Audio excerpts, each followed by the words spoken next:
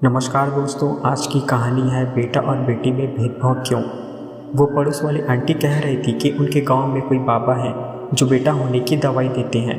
मैं सोच रही थी उस बाबा से मिलाएं। ममता अपनी सासू माँ से कहती है, ये क्या कह रही हो बेटा, क्या मैंने या तुम्हारे पापा या फिर अशोक ने कभी बेटी होने का ताना दिया है? तुमने ऐसा सोच भी कैसे लिया?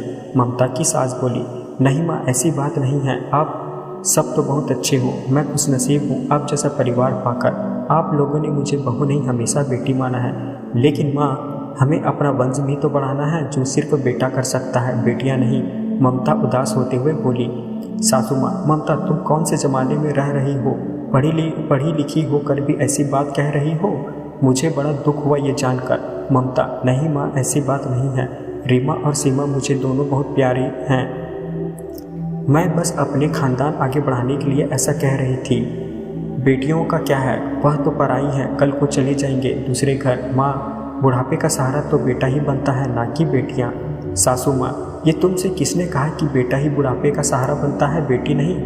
ना जाने कितनी बार देखा है मैंने बुढ़ापे में सहारे को तरसते लोगों को, जिनके 3 बेटे हैं फिर भी वो अकेले अपना जीवन काटते हैं और बेटे उनकी हालचाल भी नहीं पूछते।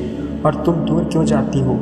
अपने पड़ोसी को देख लो जो तुम्हें उस बाबा के पास जाने के लिए सलाह दे रही हैं। वह खुद अपने सास ससुर का कितना ख्याल रखती हैं। उनकी सेवा करना तो दूर की बात है, वह तो उनका कहना भी नहीं मानती हैं और ना उनके बेटे को उनकी चिंता है, इसलिए बेचारे अकेले रहने को मजबूर हैं। ममता, मैं तुम्हारी बात से बिल्कुल भी सहमत नहीं हूँ कि बेटा होना ज़रूरी होता है।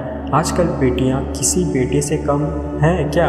हर क्षेत्र में बेटियां नाम रोशन कर रही हैं और कहीं कहीं तो वह बेटों से भी आगे हैं। खानदान बढ़ाने की बातें पुरानी हो चुकी हैं। क्या तुम नहीं जानती कि बेटियां भी अपने माता पिता का नाम इतना रोशन करती हैं कि सारी दुनिया याद रखती हैं? अरे बेटियां नसीब वालों को मिलती है, जरा उनके बारे में सोचो जिनकी कोई औलाद नहीं होती हैं। भगवान ने तो फिर भी हमें 2-2 बेटियाँ दी हैं। और तुमसे ये किसने कहा कि बेटा और बेटी बनने की दवाई होती है?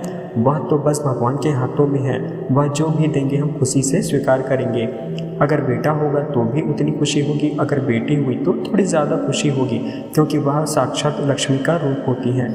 दोस्तों, ऐसा बहुत देखने को मिलता है जो बेटा होने की दवाई देते हैं। ये सब अंधविश्वास है। देखा जाए तो चाहे बेटा हो या बेटी, अगर उन्हें अच्छे से संस्कार और शिक्षा दी जाए तो वो हमारा नाम रोशन जरूर करते हैं। इसलिए बेटा बेटी के फेर में पड़ने से अच्छा है भगवान हमें जो भी दे उसका अच्छे से पालन पोषण करे।